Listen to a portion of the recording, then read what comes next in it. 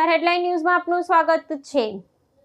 ગુજરાતમાં શિક્ષણના દાવા પોકળ, શાળાઓ શરૂ થઈ ગઈ પણ લાખો ગરીબ વિદ્યાર્થીઓ પાઠ્યપુસ્તક વિના મજબૂર હોવાના કોંગ્રેસના આકરા પ્રહારો।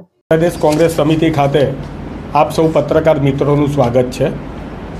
ખાસ કરીને આજે જ્યારે સમાચાર છે કે ગુજરાતમાં મુખ્યમંત્રી શ્રી અને શિક્ષણ મંત્રી શ્રી સ્ટેટ કરિક્યુલમ ફ્રેમવર્ક જે NEPને આધારિત છે એનું આજે લોન્ચિંગ અથવા તો તેને રજૂ કરી રહ્યા છે। કરિક્યુલમ ફ્રેમવર્ક હકીકતમાં 2023માં નેશનલમાં આવ્યું હતું, ભલે આપણે 3 વર્ષ પછી રજૂ કરીએ છીએ, પરંતુ આ કરિક્યુલમ ફ્રેમવર્કની અંદર સૌથી વધારે મહત્ત્વનું છે કરિક્યુલમ એટલે કે અભ્યાસક્રમ, અને અભ્યાસક્રમના જે પુસ્તકો છે એ સમયસર છાપવા, સમયસર એની પ્રક્રિયા કરવી, એમાં ભ્રષ્ટાચાર ના થવો અને સમયસર વિદ્યાર્થી અને શાળાઓ સુધી પહોંચવા। આજે ગુજરાતમાં પરિસ્થિતિ એ છે કે ગુજરાતની અંદર ખાસ કરીને ધોરણ 9 અને ધોરણ 11ના જે પાઠ્યપુસ્તકો જે છે એ શાળાઓ સુધી પહોંચ્યા નથી, વિતરણ કેન્દ્રો સુધી પણ પહોંચ્યા નથી।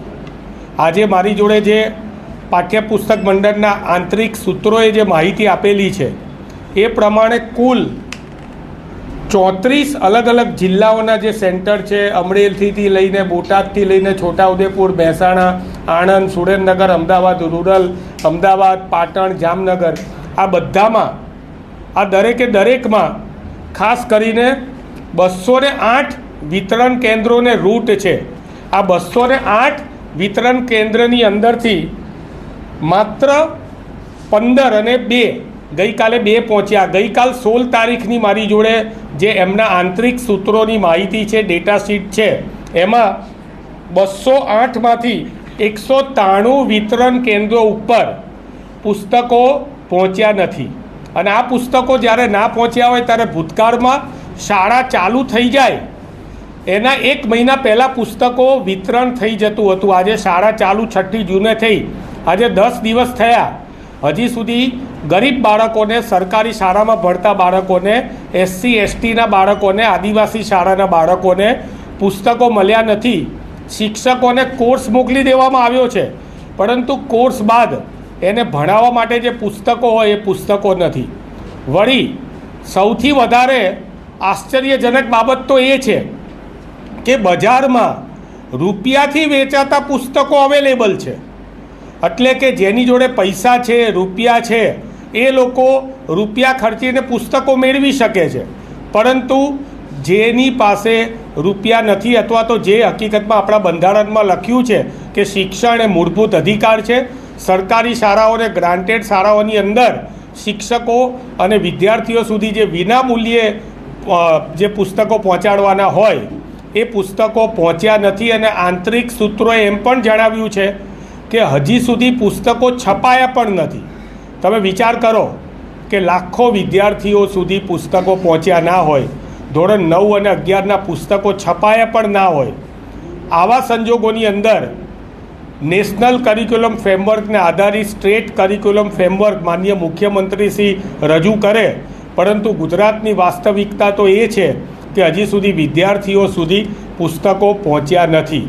ટોટલ 400 સબ કેન્દ્રો એટલે કે CRC BRC હોય એવા 400 સબ કેન્દ્રોની અંદર પુસ્તકો અવેલેબલ નથી।